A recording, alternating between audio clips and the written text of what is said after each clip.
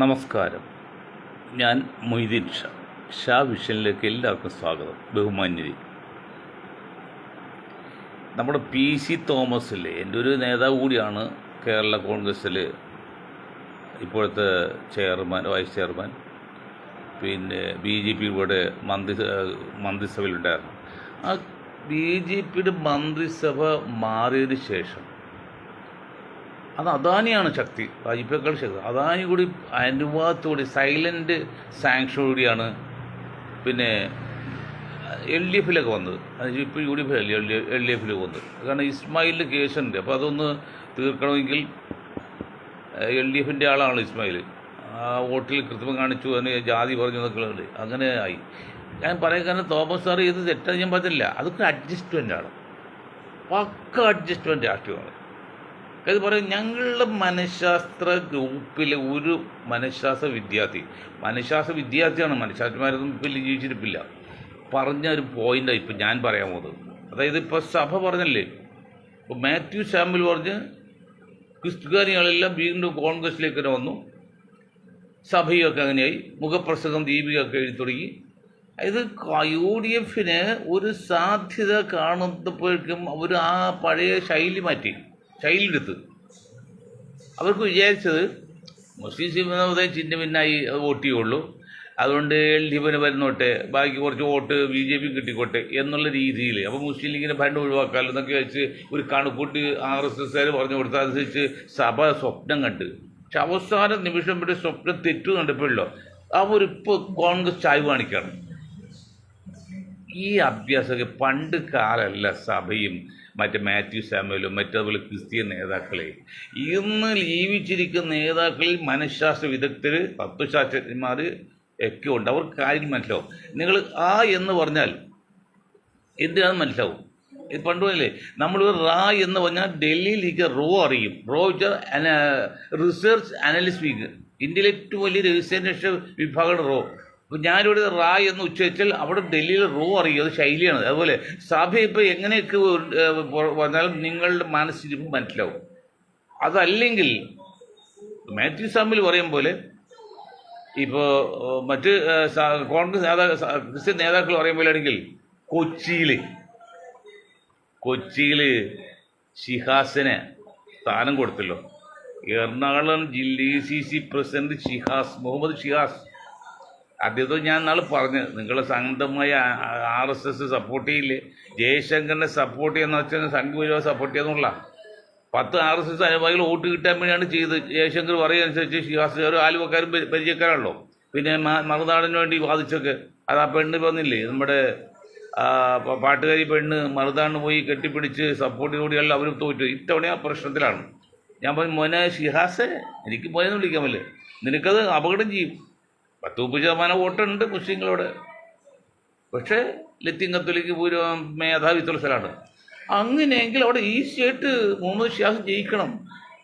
അത്ര വലിയ UDF തരംഗമൊന്നും കേരളത്തിലില്ല. തൽക്കാലം ജനങ്ങൾ വിചാരിക്കുന്നത് UDF അധികാരത്തിൽ വരട്ടെ, LDF മാറി നിൽക്കട്ടെ എന്നല്ലാതെ UDF തരംഗമൊന്നും ഇവിടെ വന്നിട്ടില്ല, ഒന്നും ഇല്ലാരും. 75 സീറ്റ് കിട്ടിയാൽ കിട്ടിയത്രേ ഉള്ളൂ, അല്ല 110 ഒന്നുമില്ല. അപ്പം അങ്ങനെ മുഹമ്മദ് ഷിയാസ് ജയിക്കട്ടെ. ഇതിൽ രാജ്യം എങ്ങോട്ട് നീങ്ങുന്നു, ഭരണം എങ്ങോട്ട് നീങ്ങുന്നു അതനുസരിച്ച്. ഇന്നലെ പേര് വെറുത്തിടുന്ന വെള്ളാപ്പള്ളി ഇന്നിപ്പോൾ സതീഷിനാകാം. ഒലക്ക വീണ് ചാറ് കൂട്ടാൻ പോലെ ഇപ്പോൾ സതീഷ്, കാരണം കാറ്റ് തിരിഞ്ഞു വരുന്നു. സതീഷാണ് നാളെ മുഖ്യമന്ത്രിയെങ്കിൽ ഈ പറഞ്ഞ വെള്ളാപ്പള്ളി നെറുകെട്ട രീതിയിൽ സതീഷ് സപ്പോർട്ട് ചെയ്യും. അന്ന് ഉമ്മൻചാണ്ടി സപ്പോർട്ട് ചെയ്ത്, പിണറായി സപ്പോർട്ട് ചെയ്ത്, മോഡി സപ്പോർട്ട് ചെയ്ത്, ഭരണകൂടത്തിൻ്റെ കൂടെ നിൽക്കല്ലാതെ അവർക്കൊന്നും വേറെ ഒന്നും ചിന്തിക്കാൻ പറ്റില്ല. കാരണം കള്ളക്കടത്തും കരിഞ്ചിന്തി അതുപോലെയുള്ള അഴിമതിയൊക്കെ ചെയ്തുണ്ടാക്കുന്ന പണമാണ് കുറ്റവാളികളുടെ കേന്ദ്രവരൊക്കെ. അതിപ്പോൾ വെള്ളാപ്പള്ളി മാത്രമല്ല, മുസ്ലിം സമുദായം ചിലവരൊക്കെ ഉണ്ട്. ഇവിടെ കാന്തപുരത്തിന് സപ്പോർട്ട് ഉണ്ടില്ലേ? എന്താ കാന്തപുരം ഇപ്പോൾ LDF സപ്പോർട്ട് ചെയ്തത്, അല്ലെങ്കിൽ പിന്നെ BJPയുടെ ഭരണം ഇവിടെ സുരക്ഷിതമാണ്, സുഭിക്ഷമെന്നൊക്കെ പറയാൻ കാരണം ഒക്കെ പേടിച്ചിട്ടാണ്. പക്ഷെ കാന്തപുരം സപ്പോർട്ട് ചെയ്യുന്ന പേരൊന്നും മുസ്ലിങ്ങൾ വോട്ട് ചെയ്യില്ല LDFന്. കാരണം കേന്ദ്ര ഗവൺമെൻറ്റായിട്ട് സ്വാധീനിച്ച് ഇത്തവണ നിങ്ങൾ കാന്തപുരം LDF സപ്പോർട്ട് ചെയ്യുന്നതൊക്കെ വെച്ചാൽ ഇത് അഡ്ജസ്റ്റ്മെൻറ്റ് ഗിവ് ആൻഡ് ടേക്കണതൊക്കെ രഹസ്യമായിട്ട് സംസാരിച്ചിട്ട് അവിടെ ചെന്ന് പിന്നെ ഒരു കൈ കൊടുക്കൽ, വേറെ ഒന്നുമില്ല, കാര്യങ്ങൾ വേറെ നടത്തും. അതൊന്നും വോട്ട് ചെയ്യാൻ പോകുന്നില്ല, അതാണ് സംഗതി. അപ്പോൾ സഭ ഇപ്പോൾ കാണിക്കുന്ന ഒരു ബുദ്ധി എന്നറിയും. മാത്യു കുര്യനവിടെ മന്ത്രി, അയാളുടെ അടുത്ത് സഭയായിട്ട് പറഞ്ഞ പോലെ ഞങ്ങൾ ഇങ്ങനെയൊക്കെ പല അഭ്യാസം കാണിക്കും. രാഷ്ട്രീയമാണ്. ആസാമിൽ, പശ്ചിമ ബംഗാളിൽ, തമിഴ്നാട്ടിൽ ഇവിടെയൊക്കെ 2% ക്രിസ്ത്യാനി കഴിഞ്ഞ് ഒരു 20% മുസ്ലിം കഴിച്ചാൽ 22. 100 - 22 = 78. ബാക്കി 78% ഹിന്ദുക്കളാണ് പേരിനെങ്കിലും. അതിൽ ഞങ്ങൾക്കൊരു കുറച്ച് വോട്ട് കിട്ടേന്ന് ചോദിച്ചാൽ ആ നിയമം അറിഞ്ഞാണ് പോണത്. ഞാൻ എന്നിട്ട് അത് പെൻഡിങ്ങിൽ വെച്ചു. ആ പ്രധാനപ്പെട്ട ചർച്ചയെല്ലാം കഴിഞ്ഞ ശേഷം പിന്നെ പെൻഡിങ്ങിൽ വെച്ചൊക്കെ ഇതൊക്കെ ഒരു ഒത്തുകളിയാണ്. അപ്പോൾ സഭയെ സംബന്ധിച്ച് സഭയുടെ കുഞ്ഞാടുകൾ അല്ലെങ്കിൽ പിന്നെ ക്രിസ്ത്യൻ വോട്ടുകൾ നല്ല ഭൂരിപക്ഷമല്ല, ഒരു ലെവലിൽ BJP പോയിട്ടുണ്ട്. പക്ഷേ UDF അധികാരത്തിൽ വരാൻ സാധ്യതയുള്ളപ്പോൾ പ്ലേറ്റുകൾ മാറ്റി. അതൊക്കെ ഒരു ഒത്തുകളിയാണ്. ഈ ഒത്തുകളിയൊക്കെ കോൺഗ്രസ്സിൽ എത്ര മുസ്ലിങ്ങൾക്ക് മനസ്സിലാവുന്ന എനിക്കറിയില്ല, കമ്മ്യൂണിസ്റ്റ് പാർട്ടിയിൽ എത്ര മുസ്ലിങ്ങൾക്ക് മനസ്സിലായിരിക്കില്ല. ഞങ്ങളുടെ ഗ്രൂപ്പിന് മനഃശാസ്ത്ര ഗ്രൂപ്പാണ്, അതുകൾ മനസ്സിലാവും. അതായി പറയാൻ ഇത് മനഃശാസ്ത്രം എന്ന് പറയുമ്പോൾ ഞാനൊരു 1-2 കാര്യങ്ങൾ സൂചിപ്പിക്കാം. ഒന്ന്, ഈ ലോകത്ത് ഏറ്റവും വേഗതയുള്ള വസ്തു മനുഷ്യ മനസ്സാണ്. പക്ഷെ അതിന് അടിസ്ഥാനമില്ല. പിന്നെ ഏറ്റവും വേഗതയുള്ള വസ്തു പ്രകാശരശ്മി സഞ്ചരിക്കുന്നതാണ്. അത് 3 ലക്ഷം കിലോമീറ്റർ അല്ലെങ്കിൽ 1,76,000 മൈലാണ്. അത് ശരി, ആലപ്പുഴക്കാരൻ ആൾ കണ്ടുപിടിച്ചത് ട്രാക്യോൺ എന്ന് പറഞ്ഞൊരു ഒരു അവസ്ഥാന്തരം. അതാണ് പ്രകാശങ്ങൾ വേഗതയാണെന്ന് വന്നെങ്കിലും അത് ലോകത്തങ്ങോട്ട് ഉൾപ്പെടില്ല. കാരണം മലയാളി പറഞ്ഞതുകൊണ്ടും ഇന്ത്യക്കാരൻ പറഞ്ഞുകൊണ്ടും യൂറോപ്യൻസ് അങ്ങനെ സ്വീകരിച്ചില്ല. ഇപ്പോഴും പ്രകാശം തന്നെയാണ് ഏറ്റവും കൂടുതൽ വേഗതയുള്ള വസ്തു. 3 ലക്ഷം km/s. അപ്പോൾ മനസ്സിനെ കുറിച്ച് ഞാൻ പറഞ്ഞത് എന്താണ് മനസ്സ്. ഇത്രയും ആധുനിക യുഗത്തിൽ ചന്ദ്രനിൽ പോയി എന്നും പോയില്ല എന്ന് പറഞ്ഞ് തട്ടിപ്പ് നടക്കുന്നുണ്ട്. ആധുനിക യുഗത്തിൽ പോലും മനസ്സ് മനുഷ്യൻ്റെ ഏത് ഭാഗത്താണെന്ന് അറിയില്ല. മനസ്സ് മൈൻഡാണ്. ഹൃദയം എന്ന് പറഞ്ഞാൽ ഹാർട്ടാണ്. രണ്ടാണ്. ഹൃദയമല്ല മനസ്സ്. പലരും ഹൃദയമാണ് മനസ്സ് പറയുന്നുണ്ട്. പക്ഷെ അങ്ങനെ അവസ്ഥാന്തരം മനുഷ്യ ശരീരത്തിലുണ്ടെന്ന് എല്ലാവർക്കും അറിയാം, നമുക്കും അറിയാം. അത് ഞങ്ങൾ ഇസ്ലാമികമായിട്ട് പറഞ്ഞാൽ അള്ളാഹുവിൻ്റെ റഡാറാണ്. അള്ളാഹുവിനെ പ്രജകളായിട്ട് അവൻ്റെ സ്വഭാവം അറിയാൻ വേണ്ടി, അല്ലാതെ മൂട്ടിയെടുത്ത മുണ്ട് വട്ടത്താടിയല്ല, നമസ്കാരത്തെ അഴുമ്പല്ല. അവൻ്റെ ഹൃദയത്തിലെ ഈ മനസ്സെങ്ങനെയെന്ന് അറിയാൻ വേണ്ടിയാണ് വെച്ചത്. അപ്പോൾ ഈ മനസ്സ് എന്ന് പറയുന്നതിന് അതിന് മനഃശാസ്ത്രം എന്ന് പറയും. ഇംഗ്ലീഷ് സൈക്കോളജി പറയും. സൈക്കോളജിയിൽ മനുഷ്യവർഗത്തെ ഏറ്റവും കൂടുതൽ സിഗ്മണ്ട് ഫ്രോയിഡാണ്. അതിനുശേഷം അതിന് മുൻപും കാര്യമായിട്ടൊരു മനഃശാസ്ത്രം വന്നിട്ടില്ല ലോകത്ത്, കേട്ടിട്ടില്ല. മനഃശാസ്ത്ര വിദ്യാർത്ഥികളുണ്ട്. അപ്പോൾ ഈ മനഃശാസ്ത്രം ദൈവത്തിൻ്റെ പ്രവാചകന്മാർ യേശുദേവനും ക്രിസ്തുദേവനും പിന്നെ മുഹമ്മദ് നബിക്കൊക്കെ കുറച്ച് പറഞ്ഞ് അറിഞ്ഞു കൊടുത്തിട്ട്, കാരണം അവർ അണികളെ കൂടെ നിർത്താൻ വേണ്ടി. ബാക്കി മനുഷ്യവർഗത്തിലധികം പേർക്കൊന്നും അറിയില്ല. ആ മനഃശാസ്ത്രം ഉൾക്കൊള്ളുന്ന ഒരിതാണ് രാഷ്ട്രമീമാംസയാണ്. Political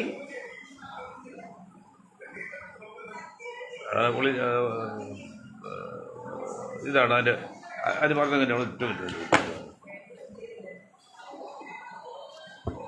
political ഇൻവെസ്റ്റിഗേറ്ററാണ് രാഷ്ട്രമീമാംസകൻ. അപ്പോൾ ഇന്ന് ഇന്ത്യയിലെ പ്രതിപക്ഷ പാർട്ടി നയിക്കുന്ന, കോൺഗ്രസ് നയിക്കുന്ന ആ പ്രതിപക്ഷ മുന്നണിയിൽ ഏതെങ്കിലും ഒരു രാഷ്ട്രീയ പാർട്ടിയിൽ ഏതെങ്കിലും ഒരു പൊളിറ്റിക്കൽ ഇൻവെസ്റ്റിഗേറ്റർ അഥവാ രാഷ്ട്രമീമാംസകൻ ഉണ്ടായതെങ്കിൽ ഇതുപോലെ വിഡിത്തം കാണിക്കില്ല. ഞാൻ പറഞ്ഞു വരുന്നത്, ആസാമിൽ ഇലക്ഷൻ നടക്കാണ്, പശ്ചിമ ബംഗാളിൽ നടക്കാണ്, പിന്നെ തമിഴ്നാട്ടിൽ, കേരളത്തിൽ. പശ്ചിമ ബംഗാളിൽ ഉവൈസി പോയി വീണ്ടും ഒറ്റയ്ക്ക് മത്സരിക്കാൻ തീരുമാനിച്ചു എന്ന് ഒരു വാർത്തയുണ്ട്. ആ വാർത്തയുടെ ഗൗരവം എന്തുമാത്രം കോൺഗ്രസ്സുകാർ മനസ്സിലാക്കിയിട്ടുണ്ടെന്ന് എനിക്കറിയില്ല. കേരളത്തിലെ ഇലക്ഷൻ കഴിഞ്ഞിട്ട് ടെൻഷൻ ആവശ്യമില്ല. ഇപ്പോൾ 9-ാം തീയതി നോക്കിയാൽ മതില്ല. എന്തെങ്കിലും ആസാമിൽ പശ്ചിമ ബംഗാൾ വേണ്ടി ചെയ്യാം. അതൊന്നും താല്പര്യം ചെയ്യുന്നില്ല. എന്താണ് ഉവൈസി ഒറ്റയ്ക്ക് മത്സരിച്ച ദൂഷ്യം? പശ്ചിമ ബംഗാളിൽ ഒരു ബാബരി മസ്ജിദ് പണിയാൻ വേണ്ടി ഒരു ശ്രമം നടത്തിയ ഒരാളുണ്ട്, ഒരു കാക്കയുണ്ട്. ആ കാക്ക ഒരു പാർട്ടി ഉണ്ടാക്കിയിട്ടുണ്ട്. അതൊക്കെ BJPയുടെ പണം വാങ്ങിച്ചിട്ടാണ്. ആ കാക്കയും അവർ മുമ്പിൽ ധാരണ അതും ഇല്ല. ഇപ്പോൾ ഇതിനർത്ഥം വോട്ട് ഭിന്നിപ്പിക്കാനുള്ള ഈ ഡിവൈഡ് ആൻഡ് റൂൾ എന്നുള്ളിൽ ബ്രിട്ടനാണ് ആദ്യം ഇവിടെ കൊടുക്കുന്നത്. സായിപ്പാട് കൊടുക്കുന്നത്. അതിപ്പോൾ നമ്മൾ RSS ഏൽക്കുന്നു, ഇപ്പോൾ കോൺഗ്രസ് ഒക്കെ ഏൽക്കുന്നു, എല്ലാം ഏൽക്കുന്നു. ഈ ഭിന്നിപ്പിച്ചാലുള്ള ദൂഷ്യം എന്താ വെച്ചാൽ സിമ്പിൾ ഉദാഹരണത്തിൽ പറഞ്ഞുതരാം. ഒരു രാജ്യത്ത്, ഞാൻ പറഞ്ഞില്ല, ഒരു രാജ്യത്ത് ഒരു ഗുസ്തി വീരൻ, അയൽക്കത്തെ രാജ്യത്ത് 2 ഗുസ്തി വീരന്മാർ വന്നു. നിങ്ങൾ എന്തിനാ വന്നതെന്ന് ചോദിച്ചു. ഞങ്ങൾ മത്സരിക്കാൻ വന്നാണെന്ന്. അപ്പോൾ അവിടുത്തെ ഗുസ്തി വീരൻ പറഞ്ഞു, ഞാൻ മത്സരിക്കാനില്ല, കാരണം പുള്ളി എനിക്ക് ജയിക്കില്ല എന്ന് മനസ്സിലായി. അപ്പോൾ ബുദ്ധിമാനായ മന്ത്രി പറഞ്ഞ് നിങ്ങൾ മത്സരിക്കണോ വേണ്ടോ തീരുമാനിക്കും താങ്കൾ മാറിക്കണോ എന്ന് പറഞ്ഞു. വന്നോട് ചോദിച്ചു എന്തെങ്കിലും വന്ന് കുസ്തി പിടിക്കുക. ഓക്കെ, ഇത് രണ്ടുപേരോട് ആരോട് കുസ്തി പിടിച്ച് എങ്ങനെ അറിയാൻ പറ്റും? അവിടെ നിങ്ങൾ പരസ്പരം പിടിക്കുക, പിടിച്ചു കഴിഞ്ഞ് ജയിക്കുന്ന ആളായിട്ട് ഞങ്ങളുടെ കുസ്തി പിടിക്കും എന്ന് പറഞ്ഞ് അവർ പരസ്പരം പിടിച്ച്, ചുരുക്കി പറഞ്ഞാൽ പരസ്പരം പിടിച്ച് അവർ ശക്തി കുറഞ്ഞ് ക്ഷീണിച്ച് ഗുസ്തി പിടിക്കാതെ പോയി. ഇവിടുത്തെ ഗുസ്തിവീരൻ ഗുസ്തി പിടിക്കാതെ ജയിക്കുകയും ചെയ്തു. ഇതാണ് ഈ ഭിന്നിപ്പിക്കാനുള്ള ദൂഷ്യം. അപ്പോൾ വോട്ട് ഭിന്നിപ്പിക്കുക, അതാണല്ലോ മെയിനായിട്ട്. ജനാധിപത്യത്തിൽ വോട്ടാണല്ലോ. അത് ഭിന്നിപ്പിക്കാതിരിക്കണമെങ്കിൽ എന്ത് ചെയ്യണം? അപ്പോൾ ഞാൻ പറഞ്ഞു, ഇപ്പോഴും ഈ കോൺഗ്രസ്സുകാർക്ക് ഇപ്പോൾ ഷിഹാസ് കൊച്ചിയിൽ ജയിക്കുന്ന കാര്യം സംശയമൊക്കെ പറഞ്ഞല്ലോ. ഇനി അതേക്കുറിച്ച് ഇനി പോസ്റ്റ്മോർട്ടം ചെയ്യുന്നില്ല, കാരണം റിസൾട്ട് വരട്ടെ. ആ ഷിഹാസോ അല്ലെങ്കിൽ ഇന്ത്യൻ നാഷണൽ കോൺഗ്രസ് രാഹുൽ ഗാന്ധിയോ പ്രിയങ്കോ ഒരു ചുക്കറിയില്ല ഞങ്ങൾ പറയും. ഒരു ചുക്കറിയില്ല ഇന്ത്യൻ പൊളിറ്റിക്സിനെ കുറിച്ച്, സൈക്കോളജിയെ കുറിച്ച്, രാഷ്ട്രീയ കോൺഗ്രസിനെ കുറിച്ച്. കാരണം അറിയുമായിരുന്നെങ്കിൽ, വളരെ ദുഃഖത്തോടെ പറയണം, എനിക്ക് എത്ര നാൾക്ക് പറയേണ്ടതെന്നറിയില്ല, വളരെ ക്ഷീണിതനാണ് ഞാൻ, ദുഃഖത്തോടെ പറയാണ്. അറിയുമായിരുന്നെങ്കിൽ അടിയന്തരാവസ്ഥയ്ക്ക് ശേഷം ഇന്ത്യൻ നാഷണൽ കോൺഗ്രസ് തോൽപ്പിക്കാൻ വേണ്ടി ജയപ്രകാശ് നാരായൺജി ഒരു പ്രസ്ഥാനം ഉണ്ടാക്കി. ഇവർ മുന്നണി ഉണ്ടാക്കുക, ഒരു പ്രസ്ഥാനം ഉണ്ടാക്കുക ഞാൻ പറഞ്ഞില്ല, മുന്നണി ഉണ്ടാക്കിയാൽ മതി. ഒരു പ്രസ്ഥാനം ഉണ്ടാക്കാനുള്ള കഴിവൊന്നും ഇന്നത്തെ കോൺഗ്രസ് നേതാക്കൾക്കൊന്നുമില്ല. അപ്പോൾ അദ്ദേഹം 2 പോയിന്റ് പറഞ്ഞു. അതെന്തേ നിങ്ങൾക്ക് മനസ്സിലാക്കാത്തത്? നിങ്ങൾക്ക് ഇവരല്ലെങ്കിൽ ആ കാരണമായി ഇവരോട് ചെയ്ത് നിങ്ങൾ മനസ്സിലാക്കാൻ പാടില്ലേ? അവർ 2 പോയിന്റ് വെച്ചതാണ്. ഒന്ന്, ഞാൻ ഇതിൽ ഒരു ഭാരവാഹിത്വം വഹിക്കില്ല, നിഷ്പക്ഷമായി നിൽക്കും. മറ്റൊന്ന്, ഇതിൽ കോൺഗ്രസ് ഒഴിച്ച് ബാക്കി എല്ലാവരും ഇതിലുണ്ടാവും. ആ ഒരു പ്രഖ്യാപനം നോടി ഇന്നത്തെ OBC അല്ല, അതിനേക്കാൾ ശക്തമായ തീവ്രമാണ് അകറ്റിയാണ് കമ്മ്യൂണിസ്റ്റ് പാർട്ടിയും RSSും, അല്ലെങ്കിൽ കമ്മ്യൂണിസ്റ്റ് പാർട്ടി കോൺഗ്രസും, അല്ലെങ്കിൽ കമ്മ്യൂണിസ്റ്റ് പാർട്ടി RSSും. പക്ഷേ അവരെല്ലാം ഒരു കൊടക്കീഴിൽ, ഇവരെല്ലാം ഒരേ ജയിലിൽ, ആലുവിൽ എന്നേക്ക് ഹാജിയും രാജഗോപാൽ സാറും ഇവരൊക്കെ ഒരേ ജയിലിൽ കിടന്നിട്ട്, ഒരേ മുറിയിൽ കിടന്നിട്ടുണ്ട്. അവരെല്ലാം ഒന്നായി. അന്ന് ആലുവിൽ എന്നേക്ക് ഹാജി, ആലുവിൽ ശ്രീകൃഷ്ണ എന്ന് പറഞ്ഞ സംഘപരിവാറും ഒക്കെ ആയിട്ട്. അതെന്താ? അത് തത്വം എന്താണ്? ഈ പ്രസ്ഥാനത്തിൽ, ആ പ്രസ്ഥാനത്തിൻ്റെ പേര് ജനതാ പാർട്ടി എന്നായിരുന്നു. അതിനുശേഷം ജനതാ ദൾ വന്നത്. അങ്ങനെ ഒരു പാർട്ടി ഉണ്ടാക്കുമെന്ന് നമ്മൾ പറയുന്നില്ല കോൺഗ്രസോട്ട്, കാരണം അത് നടക്കൂല, അവർക്കുള്ള കഴിവൊന്നുമില്ല. പക്ഷെ മുന്നണി ഉണ്ടാകും. ആ മുന്നണിയിൽ നിങ്ങൾ പ്രഖ്യാപിക്കുന്നത് എന്താണ്? ബുദ്ധിയുണ്ട് ഈ കഴുതകളെ, ബുദ്ധിയുണ്ട് ഈ പ്രഖ്യാപനം. ഇതിൽ BJP ഒഴിച്ചുള്ള എല്ലാ പ്രസ്ഥാനവും ഉണ്ടാകുമെന്ന്, എല്ലാ പാർട്ടിയും ഉണ്ടാകും വേണം. BJP ഒഴിച്ചുള്ള എല്ലാ പാർട്ടിയും ഇതിൽ ഉണ്ടാകുമെന്ന് ദേശീയ ലെവലിൽ പ്രഖ്യാപിച്ചാൽ പിന്നെ STPയോ PDPയോ പിന്നെ കേരള കോൺഗ്രസോ കാങ്ഗ്രസ് ഏത് കൂക്കി വന്നാലും പിന്നെ വല്ല കുഴപ്പമുണ്ടോ? പിന്നെ ആർക്ക് തീർക്കാൻ പറ്റുമോ? അല്ലെങ്കിൽ ഒറ്റക്കൊറ്റും കട്ടെടുക്കുമ്പോഴേ അത് വർഗീയ പാർട്ടിയാണ്, ന്യൂനപക്ഷ വർഗീയതയാണെന്നൊക്കെ പറഞ്ഞത്, തീവ്രവാദം എന്ന് പറഞ്ഞത്. അത് പറഞ്ഞ് ഒരു കുടക്കീഴിൽ ഇവരെല്ലാം നിർത്താൻ എന്തുകൊണ്ട് സാധിക്കുന്നില്ല? മണ്ട ചിരോണികളെ. വാസ്തവത്തിൽ ഈ നേതാക്കൾ ചാണവെള്ളം തെളിക്കുന്ന സമയം കഴിഞ്ഞിരിക്കുകയാണ്. കാരണം എന്നറിയുമോ? ഇപ്പോഴും 30-33% വോട്ട് കൃത്രിമത്തിൽ കൂടി ചെയ്തിട്ടുള്ളൂ. 30-33% വോട്ടാണ് മോഡി ഗവൺമെൻറ് ഉള്ളത്. ബാക്കി 67% പുറത്ത് കിടക്കണം. അപ്പോൾ നിങ്ങൾ BJP ഒഴിച്ച് ബാക്കി എല്ലാം ഒരു കൊടക്കീഴിൽ വന്ന മണ്ട ശിരോമണികളെ, കള്ളന്മാരെ 67% വരില്ലേ?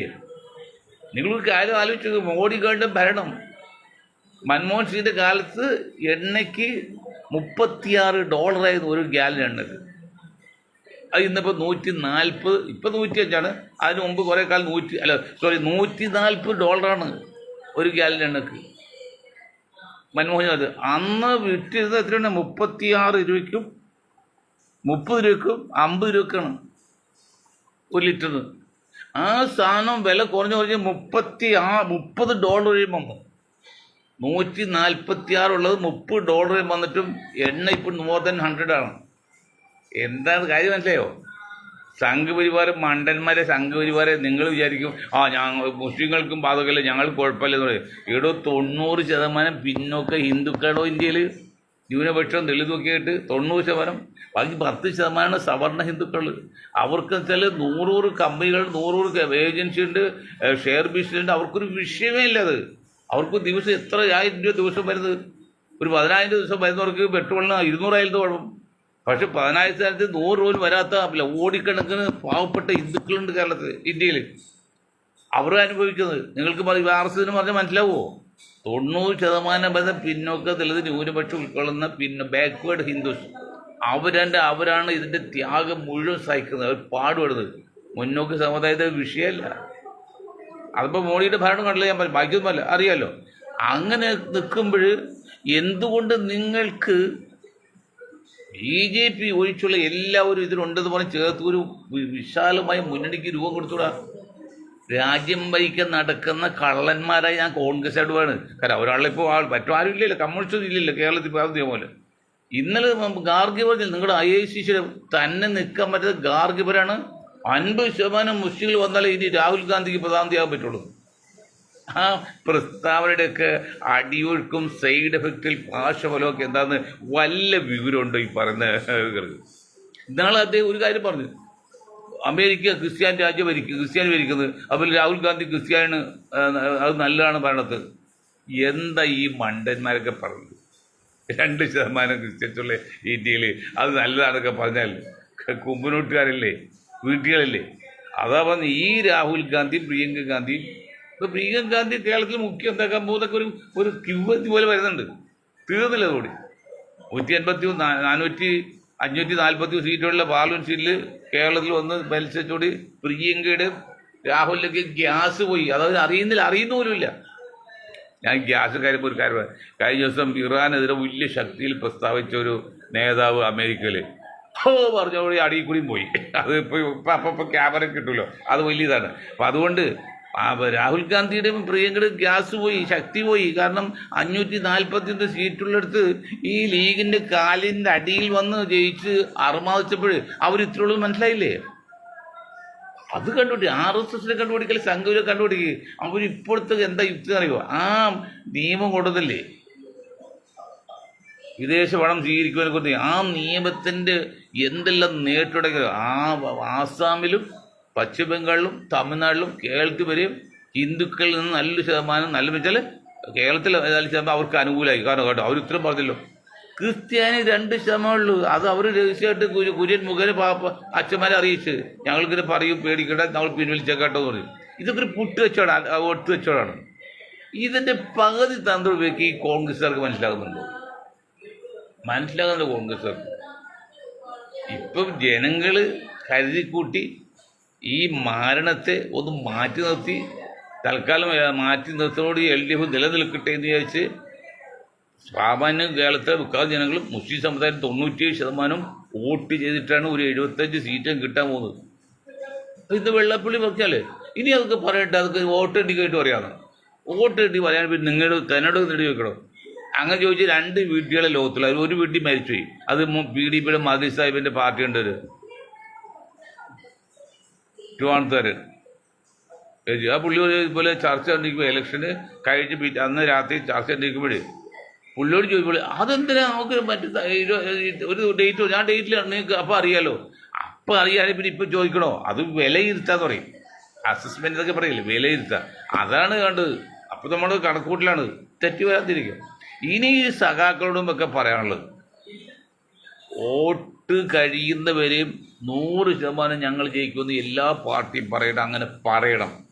വോട്ട് കഴിഞ്ഞ് പെട്ടിയിൽ വീട് കഴിഞ്ഞാൽ പിന്നെ നിങ്ങളുടെ വിലയിരുത്തലിൽ ഒരു 10% കൂടുതൽ വ്യത്യാസം വന്നാൽ നിങ്ങൾ മണ്ടനാണ്. നാളെ MI ഷാനവാസ് മരിച്ചുപോയില്ലോ. ഇപ്പോൾ MI ഷാനവാസ് റോഡൊക്കെ പേരിട്ടുണ്ട്, ഞങ്ങൾ ശ്രമിച്ചിട്ടുണ്ട്. ആ ഷാനവാസ് ഈ പറഞ്ഞ മധുരയുടെ പാർട്ടി വന്ന എന്താണ് തിരുവനന്തപുരം ഒരാളുണ്ട് അപ്പോൾ ഈ ഷാനവാസ് പറഞ്ഞു ഞങ്ങൾ 85 ഉറപ്പ് 80 സീറ്റ് ഞങ്ങൾ ഭരിക്കും എന്ന് പറഞ്ഞു. വോട്ട് എണ്ണിയപ്പോയിട്ട് 40 സീറ്റ് 50 സീറ്റ് താഴെ. അപ്പോൾ അന്ന് ഞാൻ പുള്ളി ജീവിച്ചിരിപ്പുണ്ട്, മരിച്ചല്ല. അപ്പോൾ ഞാൻ പറഞ്ഞത് ഞാൻ വിളിച്ചത് സാറേ ഒരു കാര്യം ചെയ്ത ഇലക്ഷൻ കഴിയുന്നവർ സാറ് എന്തുകൊണ്ടും പറഞ്ഞാൽ 100% ഞങ്ങൾ കുഴപ്പമില്ല, അത് നമ്മുടെ ആവശ്യമാണ്. പക്ഷേ ഇലക്ഷൻ കഴിഞ്ഞ് പെട്ടിയിലേക്ക് വോട്ട് വീട് കഴിഞ്ഞാൽ പിന്നെ നിങ്ങൾ പറഞ്ഞതിൽ 10% വ്യത്യാസം വരാൻ പാടുള്ളൂ. എങ്കിലും രാഷ്ട്രീയമാസമുള്ളൂ, രാഷ്ട്രീയക്കാരാവുള്ളൂ. ഇപ്പോൾ വെള്ളപ്പള്ളി എന്താ പറയുകയാണ്, ഇനിയിപ്പോൾ ഇതേപോലെ നമുക്ക് എണ്ണിയിട്ട് പറയാം എന്ന് പറയാം. അപ്പോൾ വെള്ളപ്പള്ളിക്കാർ കിടക്കലൊക്കെ പാവം മനുഷ്യൻ, ജീവിക്കാൻ വേണ്ടിയിട്ടുള്ള അഭ്യാസമല്ലേ. അപ്പോൾ ഈ നിലക്ക്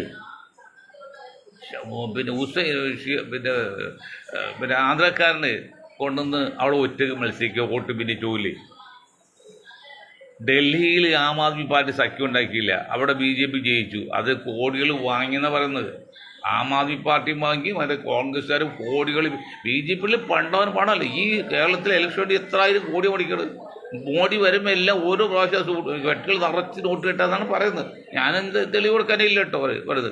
അതുപോലെ ഇപ്പോൾ പശ്ചിമ ബംഗാളിൽ വോട്ട് പിരിച്ചോലെ കമ്മ്യൂണിസ്റ്റുകാർ വേറെ, കോൺഗ്രസ് വേറെ, തൃണമൂൽ കോൺഗ്രസ് എല്ലാം പിരിച്ചു. BJPയിൽ ഒരു വശത്തും. ഇനി പശ്ചിമ ബംഗാളിൽ കൂടി BJP കിട്ടിയാൽ അത്ഭുതമില്ല. ഇനി കിട്ടിയില്ലെങ്കിൽ തന്നെ നല്ലൊരു സീറ്റ് കിട്ടും. തീർന്നില്ലടോ കോൺഗ്രസ്സുകാരെ, തീർന്നില്ലടോ രാഹുലെ.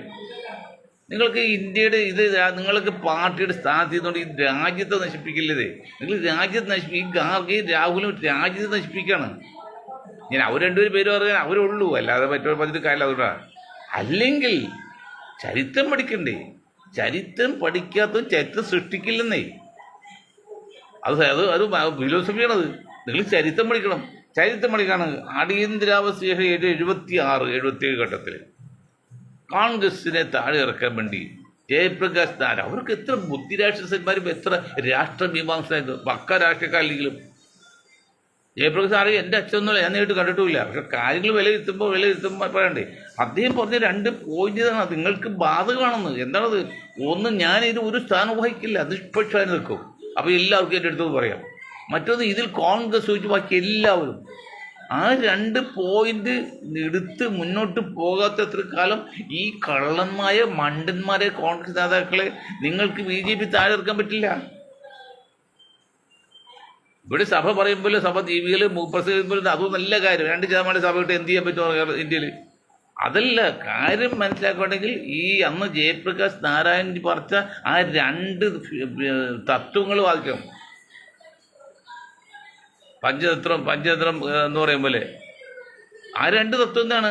ഞാനിതിൽ ഒരു സ്ഥാനം വഹിക്കില്ല, നിഷ്പക്ഷം നിൽക്കും. അതിൽ നമുക്ക് നിൽക്കുള്ളൂ. നിങ്ങൾ ആ ചിദംബരം പോലത്തെ ഒരാളെങ്കിലും നിങ്ങൾക്കൊന്നും പ്രധാനീകരിക്കാൻ പറ്റില്ല. നിശ്ചിതമായിട്ട് സ്വതന്ത്രം നിൽക്കാൻ പറ്റില്ല. 90 വയസ്സ് ഇപ്പോഴും കുഴിയിൽ കാല് കിട്ടി അത് പ്രധാനീകരിച്ചെടുക്കാണ്. പോട്ടെ, ആഗ്രഹമില്ല, ആഗ്രഹത്തിന് അവസാനമില്ലല്ലോ. ആ ചിദംബരത്തിന് ഉദാഹരണം അതുപോലെ. അല്ലെങ്കിൽ വേറെയാണ് കർണാടകക്കാരാണ് എല്ലാം പറ്റിയ ആളാണ്. പക്ഷേ പുള്ളിക്ക് അധികാരം ആഗ്രഹിക്കുന്നുണ്ട് പറ്റുന്നില്ല. അങ്ങനെ നിഷ്പക്ഷ ഒരാൾ എങ്കിലും എല്ലാ പാർട്ടിക്കാരും വന്ന് പറയുള്ളൂ. ഇത് പ്രധാനമന്ത്രിയായി നിൽക്കുന്നത് പാർട്ടി ആളുടെ മുമ്പിൽ ഒന്ന് മറ്റു പറഞ്ഞാൽ കേൾക്കുമോ? അവർക്ക് അവർ പാർട്ടിയെ നോക്കുള്ളൂ. അതിനേക്കാൾ ഉപരി BJP എന്ന രാഷ്ട്രീയ പ്രസ്ഥാനത്തോട് ബാക്കി എല്ലാവരും BJP മുന്നിലുള്ളവർ പോലും നിങ്ങൾ ക്ഷണിക്കണം. വരട്ടി വരാതിരിക്കട്ടെ എന്ന് പറഞ്ഞാൽ അതൊരു അവസാന വാക്കായിട്ട് ഒരു ഫത്വ അല്ലെങ്കിൽ വ്യാഖ്യാനം ആയിട്ട് പറയണം. ഇതിൽ BJP വെച്ച് ബാക്കി എല്ലാവരും ഉണ്ടാവും. അങ്ങനെ ഔദ്യോഗികമായിട്ട് ഡൽഹിയിൽ വെച്ച് AICC പ്രസിഡന്റോ അല്ലെങ്കിൽ രാഹുൽ ഗാന്ധി ഒരു പ്രസ്താവന നടത്തിയെങ്കിൽ, ഒരു പ്രഖ്യാപനം നടത്തിയതെങ്കിൽ പിന്നെ ഉവൈസിലെ ആരെ നിങ്ങൾക്ക് ചേർക്കാമല്ലോ. ഏറ്റവും വലിയ തീവ്രമായ, ഏറ്റവും വർഗീയമായ, ഏറ്റവും ഫാസിസ്റ്റ് സംഘ് പരിവാർ രാജ്യം ഭരിക്കുക. ഇവിടെ ന്യൂനപക്ഷ വർഗീയതക്കും തീവ്രവാദി എന്തിനോ പ്രസക്തിയോടെ. അതുകൊണ്ട് നിങ്ങൾക്ക് മനസ്സിലാക്കാൻ പറ്റില്ലല്ലോ ഈ മണ്ടന്മാർക്ക്. ഞാൻ പറയും, കോൺഗ്രസ് 140 കോടികളിൽ ഒരു 40% കോൺഗ്രസ് എടുത്തിട്ട് എത്ര 15-60 കോടി ജനങ്ങളുണ്ടായിട്ട് അതിൽ 10-60 കോടിയോളം കോൺഗ്രസ് ജനങ്ങളുണ്ടായിട്ട് ഒരു രാഷ്ട്രമീമാംസ ഇല്ലാതെ പോലും ജയപ്രകാശ് നാരായൺജിയെ പോലെ. എന്തുകൊണ്ട് നിങ്ങൾ ഈ വാക്ക് പാലിക്കത്തില്ല? ഞാൻ നിർത്താൻ പോകണം, കാരണം എനിക്ക് പറഞ്ഞു തോറ്റ്. നിങ്ങൾ എന്തുകൊണ്ട് ഈ 2 പോയിന്റ് എടുക്കുന്നില്ല? കോൺഗ്രസ് എന്ന് പറയുന്നത് അവിടെ കോൺഗ്രസ് ആണെങ്കിൽ ഇവിടെ BJP ഒഴിച്ചുള്ള എല്ലാ പാർട്ടികളും ഇതിനകത്തുണ്ടാവും. മസ്റ്റാണ്, ഉറപ്പായിട്ടും. മറ്റൊന്ന്, ഞാനൊരു സ്ഥാനം വഹിക്കില്ല. ഇനി അതുവരെ ഇട്ടുകളെ പോട്ടെ, അങ്ങനെ ഒരാൾ ഇല്ലായി നിങ്ങൾ കാണാൻ പറ്റില്ല. നിഷ്പക്ഷമായി ചിന്തിക്കുന്ന ഇതുപോലൊരു രാഷ്ട്രീയ നേതാവ് നിങ്ങളുടെ പാർട്ടിയിൽ ഉണ്ടാവില്ല. കോൺഗ്രസ് മുന്നണിയിൽ ഉണ്ടാവില്ലെന്ന് വെച്ചാൽ എല്ലാ അധികാരം മോഹികളാണ്, കള്ളന്മാരല്ലേ, അധികാരം മോഹിയല്ലേ. ഇപ്പം കണ്ടില്ലേ, സുധാകരൻ പുതിയ പാർട്ടി ഉണ്ടാക്കാൻ പോകണം. ആ പോയി ഞാൻ പറയുന്നില്ല. സുധാകരൻ പുതിയ പാർട്ടി ഉണ്ടാക്കിയാൽ ഒരു 10-12 MLA അദ്ദേഹത്തിന് കൂടെ വരികയും BJPക്ക് 5-6 സീറ്റ് കിട്ടുകയും ചെയ്യുകയാണെങ്കിൽ ഈ കണക്കൂട്ടിലൊക്കെ തെറ്റും. ഈ സതീശൻ 110 ഒക്കെ തെറ്റോടെ. അത് എങ്ങനെ വന്നാലും മുസ്ലിം ലീഗിൽ ഭരണം കേരളത്തിൽ വോട്ടിട്ട് കഴിഞ്ഞല്ലോ. വിചാരിക്കാൻ വേണ്ടി ഇപ്പോഴും ശ്രമിച്ചുകൊണ്ടിരിക്കുകയാണ്, റിസർച്ച് കൊണ്ടിരിക്കുകയാണ്. ലീഗില്ലാത്ത ഭരണം എങ്ങനെ പറ്റാതിരിക്കുക? അത് എന്ത് അഡ്ജസ്റ്റ്മെൻറ്റ്? നിങ്ങൾ പോലും അറിയുന്നുണ്ടോ ഇന്ത്യയിൽ നടക്കുന്ന കാര്യം, കേരളത്തിൽ നടക്കുന്ന കാര്യം? കാരണം മുഹമ്മദ് ഷിയാസ് കൊച്ചിയിൽ മത്സരിച്ചപ്പോഴേ അങ്ങനെ കിട്ടി അവസാനം ഒരു സീറ്റ് കിട്ടി. ജയിക്കുന്നത് ഉറപ്പില്ല, സംശയമൊക്കെ പറയുന്നത് അത് തന്നെയാണല്ലോ. കാലുവാരി അവിടെ താടിക്കാണ്ടല്ലോ. എന്നാൽ ഡൊമിനിക് പെർസെൻറ്റേജൊക്കെ കോൺഗ്രസ് പാർട്ടിയിൽ നിന്ന് എല്ലാ ആനുകൂല്യം പറ്റി സമ്പാദിക്കാതെ മുഴുവൻ സമ്പാദിച്ച് പേരും മന്ത്രിക്കായിട്ട് പറഞ്ഞാൽ ഇപ്പോൾ കോൺഗ്രസിൻ്റെ ആള് നിന്ന് ഇപ്പോഴുള്ള അയാൾ അവസാനം അയാൾ വന്നൂല്ല, സുഖമില്ലാതെ മാറിയെന്ന്. ആ കള്ളനെയൊക്കെ എന്താ ചെയ്യേണ്ടപ്പോൾ 70,000 പാർട്ടി വിട്ടുപോയി. ഓക്കെ, പാർട്ടി വിട്ടുപോയാലും കുഴപ്പമില്ല. പാർട്ടിയിൽ നിന്നോട് പോലെ കാലുവാരവരൊക്കെ എന്താ ചെയ്തിട്ട് നാളേക്കും ഷിഹാസിനും അവിടെ തോറ്റു വരികയും ജോജി അവിടെ ജയിച്ചു വരികയും ചെയ്യുകയാണെങ്കിൽ എന്തായിരിക്കും ചരിത്രം? ഞങ്ങൾ എങ്ങനെ ഇതൊക്കെ നിങ്ങളെ കാണിക്കും, വിലയിരുത്തും? തൊലി ഉരിച്ചെടുക്കും. അപ്പോൾ സഭയുടെ കഴിവും ഈ പറഞ്ഞ കോൺഗ്രസ് കഴിവും ഒക്കെ ഞങ്ങൾ ശരിക്കും പൊളിച്ചെടുക്കും. ജോയി അവിടെ ജയിക്കുകയും ഷിഹാസ് ഓർക്കുകയും ചെയ്താൽ എനിക്ക് ജോയിയോട് പ്രത്യേക സ്നേഹക്കുറവില്ല, ഷിഹാസിനോട് പ്രത്യേക സ്നേഹവുമില്ല. അതൊക്കെ രാഷ്ട്രീയക്കാർ കള്ളന്മാരില്ല പോലുക തന്നെയല്ലേ. ഞാൻ പറഞ്ഞല്ലോ, ഇടുക്കിയിൽ 17% മുസ്ലിങ്ങളെടുത്ത് ഇതുവരെ ഒരു സ്ഥാനാർത്ഥി മുസ്ലിം വന്നിട്ടില്ല, ഒരു DC പ്രസിഡന്റ് വന്നിട്ടില്ല. ഈ മലപ്പുറത്ത് എത്ര 2% പോലും ക്രിസ്ത്യാനി ഇല്ലെന്ന് പറഞ്ഞത്. അവിടെയല്ലേ കൂടെ നിങ്ങൾ ജോയി വെച്ചത്. ഞാൻ വേറെ കാര്യം പറയാം, മനുഷ്യരും പൊട്ടനാക്കരുത്. മറ്റ് ജാതികൾ ഭൂരിപക്ഷം എല്ലാം ആ ജാതിപ്പെട്ട് എറണാകുളത്തൂരാണെങ്കിൽ കളക്ടർ അല്ലെങ്കിൽ പോലീസ് ഓഫീസറൊക്കെ ഒരു ക്രിസ്ത്യാനി ആയിരിക്കും, കോട്ടയത്ത് ട്രിവാൻഡ്രത്തേക്ക് ഹിന്ദു ആയിരിക്കും, മലപ്പുറത്ത് വരുമ്പോൾ അത് ക്രിസ്ത്യാനി ഹിന്ദു ആയിരിക്കും, മുസ്ലിം കുഴപ്പമില്ല. സ്ഥിരമായിട്ടുള്ള കാര്യമാണല്ലോ എപ്പോഴുള്ള കാര്യം. അപ്പം ചോദിക്കാനോ ഈ ലീഗുകാർക്ക് കഴിവില്ല, പറയില്ല. ലീഗുകാർക്കില്ല, ഈ പിന്നെ കാന്തപുരത്തുമില്ല. ഞാൻ വല്ല കാന്തപുരത്തെ മണ്ഡലത്തിലും ആലപ്പുഴ കളക്ടറെ മാറ്റാൻ വേണ്ടി കാന്തപുരം 19 ലക്ഷം മുടക്കി ട്രിവാൻഡ്രത്തേക്ക് 10,000 കൂടി ജാഥ അയച്ച് വല്ല കാര്യമുണ്ടോ? കാന്തപുരത്തെ കുറ്റമാരില്ല, മണ്ടനായത് പറയാണ്. ഒരു ഫോൺ കോൾ പിണറായി വിളിച്ചു പറഞ്ഞാൽ പറയും CM ഇപ്പോഴത്തെ കളക്ടർ ആലപ്പുഴയിൽ ഞങ്ങൾക്ക് അല്പം ബുദ്ധിമുട്ടുണ്ട്, അവിടെ നിന്ന് മാറ്റണം എന്ന് ഒരു ഫോൺ കോൾ തീരും. ആ ഫോൺ കോൾ തീരുന്നതിന് പകരം തന്നെ 10 ലക്ഷം ചിലവാക്കി 10, 15, 50,000 പേരായിട്ട് ട്രിവാൻഡ്രത്ത് കൊണ്ട് ഈ സമരം നടത്തി. അതാണ് മണ്ടെന്ന് പറഞ്ഞത്. ഇപ്പം MEC ഗഫൂറിനെ പറഞ്ഞല്ലോ, ഗഫൂർ ഇത്രയും പിണറായി സഖായിട്ട് ഉറപ്പുള്ളപ്പോഴേ ഗഫൂറിൻ്റെ MEC പെട്ട് 2-3 പേർക്ക് സീറ്റ് വാങ്ങി ജയിപ്പിക്കാൻ പറ്റുമോ? കാന്തപുരം ഗഫൂറും ഒക്കെ എന്താ കാന്തപുരം എന്ന് ചോദിച്ചാൽ ഡിമാൻഡ് പിണറായി സഖാവിടെ. ഞാൻ തൊട്ടമാണ് പിണറായി സഖാ ചോദിച്ചത് ആലുവ പാലസിച്ച് ഇബ്രാഹിം കുഞ്ഞിനെയും പിന്നെ അവിടെ യൂസഫുണ്ട്, യൂസഫിനെ ഒരു മണ്ഡലം നിർത്തരുത്, അവർ ഒരാൾ ജയിക്കുള്ളൂ. അപ്പോൾ പിണറായിയാൽ ഇപ്പോഴത്തെ പിണറായി കുറ്റം വെക്കുമത്. പിണറായി ബുദ്ധിമാൻ തന്നെയാണ്. പിണറായി ഉള്ളോട് ചിരിച്ച് ഇവിടെ കഴുതുകളെ. ഞാൻ രാജ്യം ഭരിക്കുന്ന കക്ഷി മുഖ്യമന്ത്രി, ഒരു പാർട്ടിയുടെ സമുന്നത നേതാവ്, നിങ്ങൾക്ക് വേറൊന്നും ചോദിക്കാനല്ലേ? ഇത് 4-5 സീറ്റ് ചോദിക്കാൻ പറ്റില്ല നിങ്ങൾക്ക് എവിടെയെങ്കിലും, ഞാൻ തരില്ല നിങ്ങൾക്ക്. അതിന് പകരം ചോദിച്ച് ഇബ്രാഹിം കുഞ്ഞിനെയും യൂസഫിനെയും ഒരേ മണ്ഡലത്തിൽ നിർത്തരുത്. അത്ര കൊച്ചു ആഗ്രഹങ്ങളുള്ളൂ, അതിനെ കുറ്റം പറ്റില്ല. വലിയ ആഗ്രഹങ്ങളും മുസ്ലിം സമുദായത്തിൽ ഇല്ല ഭൗതികമായിട്ട്. അത് അവരുടെ നേച്ചർ, അത് കുറ്റമായിട്ട് കണക്കാക്കുന്നില്ല. അപ്പം ഇങ്ങനെ വരുമ്പോൾ ഇപ്പം ആസാമിൽ, ഇപ്പം പശ്ചിമ ബംഗാളിൽ വോട്ട് പിന്നിച്ച് പോവാണ്. അവിടെ ആസാമിൽ അങ്ങനെ. അതായത് നിങ്ങൾ ഇനിയെങ്കിലും ചെയ്യുക. BJP ഒഴിച്ചുള്ള എല്ലാ പ്രസ്ഥാനങ്ങളും രാഷ്ട്രീയ പാർട്ടികളും ഞങ്ങൾ ഈ മുന്നിൽ ഉണ്ടെന്നെങ്കിൽ നിങ്ങൾ പറയൂ ദയവ് ചെയ്ത്, എന്നിട്ട് മുന്നോട്ട് പോകും. ഇത് കുറച്ച് ബുദ്ധി ഉപയോഗിക്കുക. നിങ്ങൾക്ക് ബുദ്ധിയില്ലെങ്കിൽ ബുദ്ധിയുള്ള ഏതെങ്കിലും ബുദ്ധിജീവികളെ, വല്ല ഇറ്റലിയിലും കാണുമല്ലോ ബുദ്ധിജീവികൾ, ഡേറ്റ കൊടുത്താൽ അവർ പറഞ്ഞു എന്ത് ചെയ്യണമെന്നുള്ളത്. ഞങ്ങൾ പറയും പോലെ ചെയ്യണ ബാധ്യത ബുദ്ധി എന്നാൽ അവർ പറഞ്ഞു തരും, നിങ്ങൾക്ക് ബുദ്ധിയില്ലെങ്കിൽ. ഇറ്റലിയിലെ ബുദ്ധിജീവികളുണ്ട് സാഹിബ്മാരില്ലേ, അവരോട് ഈ ഡാറ്റ കൊടുക്കുക, ഇന്ന് ഇവിടുത്തെ ഡാറ്റ, അപ്പോൾ അവർ റിപ്ലൈ തരും കമ്പ്യൂട്ടറിൽ. ഇവിടെ ചാറ്റ് GPT എന്ന് ചോദിച്ചാൽ എന്ത് സംശയിച്ചാലും ഉത്തരം പറയും അപ്പം തന്നെ. അങ്ങനെ മാറ്റമുണ്ട്, അത് കിട്ടും. അങ്ങനെ ചെയ്യും സാറേ. ബാക്കി കാര്യങ്ങളൊക്കെ നമുക്ക് ഇറാഖിലെ കാര്യമൊക്കെ പിന്നെ നാളെ പറയാം. ഇത്തരം കാര്യം പറഞ്ഞുകൊണ്ട് ഞാൻ എൻ്റെ വാക്ക് നിർത്താൻ നിങ്ങൾക്ക് ഒരായൊന്നും ചെയ്യില്ല.